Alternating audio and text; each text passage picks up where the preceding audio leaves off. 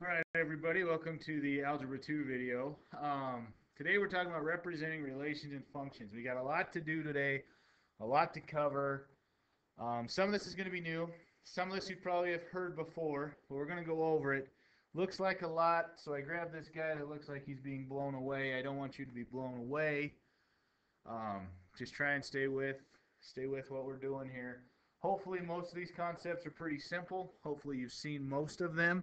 Might be some new ideas thrown at you, but don't be blown away. Just stay with me, and we'll get through it. Okay? Now, all you folks that have boyfriend, girlfriends, you guys are all in a relationship. Okay? Well, how many does it take for a relationship? It takes two, right? Okay? Well, relation is two. It's a pairing. Okay?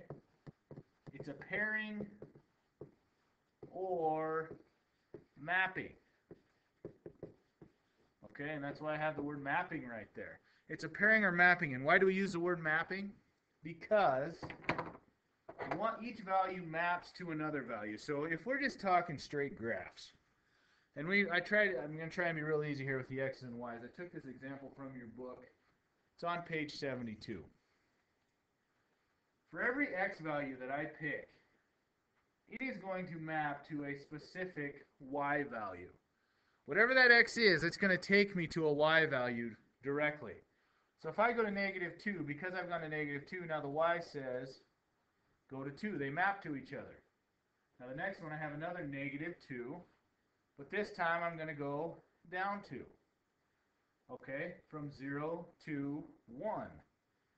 If x is 0, y is 1. And if x is 3, y is 1. They map to each other. If you think about an equation, we'll graph an equation here. Let's go easy. Let's go y equals 2x plus 1. And if we t-table it, if I plug in any x value in for x right here, and I solve the equation, it's going to give me a y out. So for example, let's put in 1 for x. Okay, well, if I put in 1 for x, it's y equals 2 times 1 plus 1.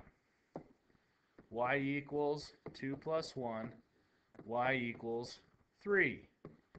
Well, I am at 1, 3. Because I knew what 1 is, this equation here mapped me to the 3. Okay, because I had x equals 1, that told me what y was going to be because I could plug it in. They map to each other. Okay, and notice they always come in pairs, and that's why we call the relation a pairing. It's because they always come in pairs. 1, 3. That's why we call them ordered pairs. 2, 4. Okay, whatever the case may be. I mean, I just made that one up. Don't think I got that from anywhere. Ordered pairs, pairing, relationships, mapping. One leads you to another. Okay? All right, let's move on. Domain and range. Domain and range. Again, if you remember back to geometry, I've got the same little trick that I used for complementary and supplementary angles that I use for domain and range. Okay? And it tends to help kids. Okay?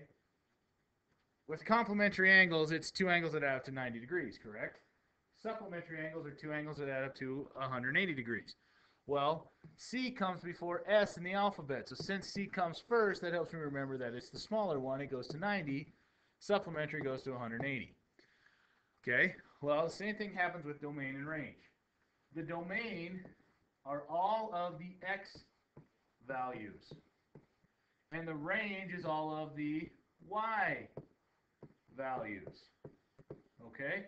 Well, obviously, x comes before y, and d comes before r. Okay? Same idea. So if I wanted you to list the domain of this set of points, it would be every single x value. So the domain here would be -2 from right here, -1 from right here, 1 from here, 2, and 3. Well, hopefully we're kind of getting the idea here. So that means that the range of this set of points must be -3, 1, 3, -2, and 1. Okay? Now, if I graph these points, obviously we have a mapping. -2, -3. I have the x, and it maps to where the y goes. -1, 1, 1, 3, 2, -2. That's kind of a goofy graph here. And then 3, 1. Okay? Something like that. Now, a lot of people, when they see something like this, it drives them nuts to just have those points. They want to draw a line. They want to connect the dots. Do not connect the dots. Why? Because this point was not in your set. But if you connect the dots, you're telling me it is, because everything on that line you're telling me is a part of your set here. It's not. Only those specific points are. So leave the lines out. You don't need them. You don't want them. You're not giving your reader accurate information. Okay? Oops. -2, -3, -1, 1. Okay? It's just those points. Leave them as is, because that's all that this set of points is telling you. Okay? Domain is x values, range is y values. Now let's change things up here a little bit. Okay? Let's change things up here a little bit. Let's hope I got my graph here. I don't.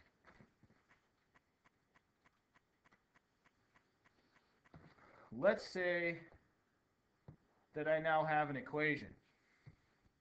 Okay? Let's say I now have an equation, and let's say my equation is a parabola that looks like this, which we'll get into here shortly. Okay? What is the domain of this graph? Well, if I look at these arrows,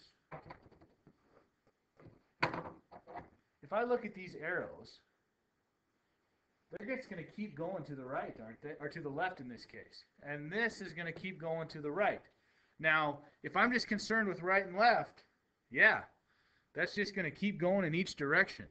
So my domain is all real numbers, because every number on this number line it could be used, because those arrows at the end tell me that graph just keeps going. So it's going to use all the values of x in each direction, all real values. But what's the range? If I'm just concerned with the up and down of this thing, this is black here. If I'm just concerned with this graph does not go below 0. There is nothing down here, is there? So my range is not all real numbers, because there is nothing below 0. Okay? So my range in this case, y's, because range is dealing with the y's, correct? Up and down. Y has to be greater than or equal to 0. Because all these values here are above 0. Correct? There is nothing down here. So y has to be greater than or equal to 0. And I use equal because it crosses there at the origin. Okay? That's where some people have some trouble thinking about domain and range. It's easy when you're given a list of values like this. You can just list the numbers. When you got a graph, you got to think a little bit more about it. Hopefully you understand why this one's all real numbers, because it's going in both directions forever on the x-axis. But the range, there's nothing below down here. So in this case, our range y has to be greater than or equal to 0. Because it touches 0, but it just doesn't go below it. Okay? Good, domain and range. Function.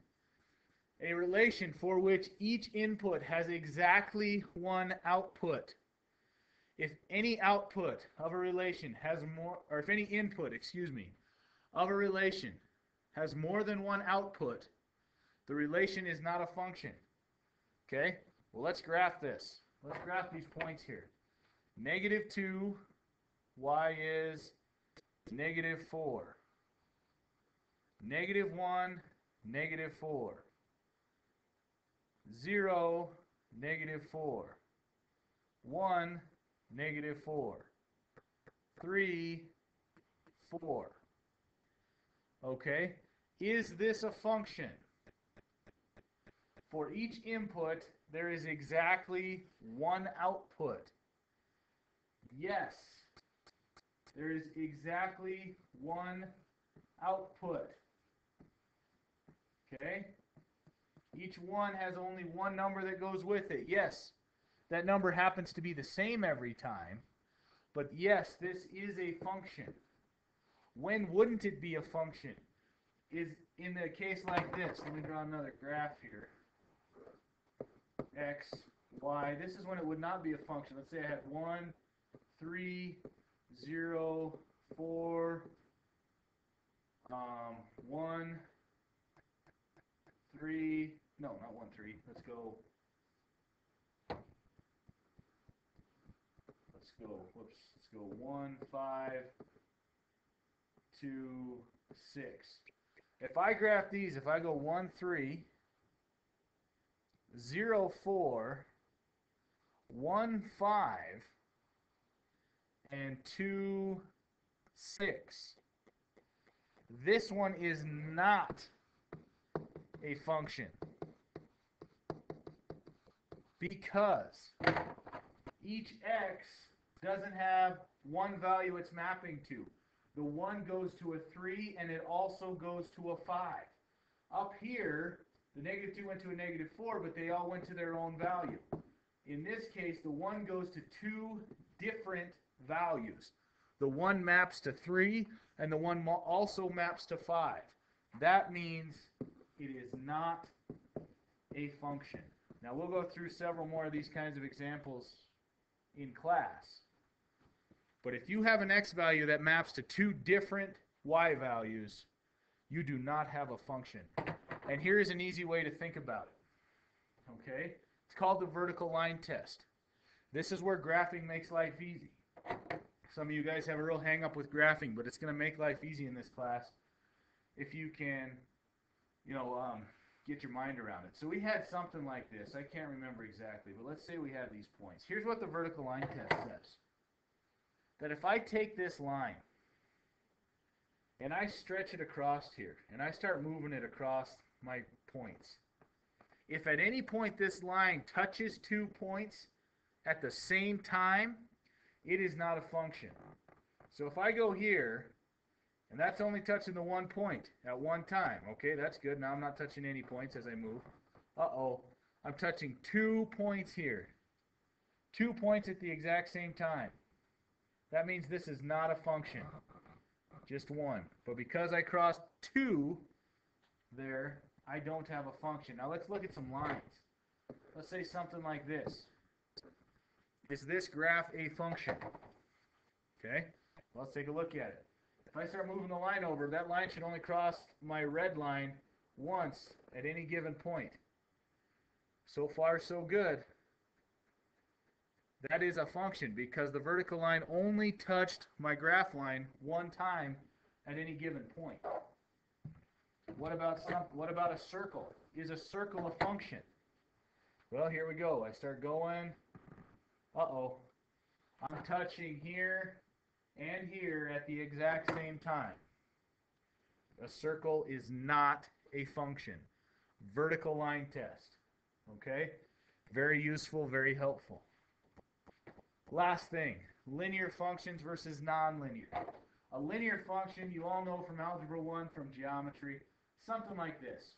Y equals 3x plus 1. Now, if we were graphing these, okay, 3 would obviously be your slope. 1 is your y-intercept. What makes this linear? What makes this linear is this power is 1. Okay? Because if I have y equals x squared plus 2, this squared is going to turn this graph into a parabola.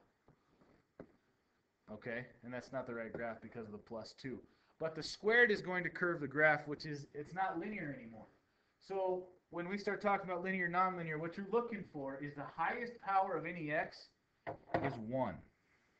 Okay? All right. This is what the stuff we talked about. Relation mapping, domain range, function, vertical line test, linear functions. We'll clean up any questions you might have in class, and we'll see you there.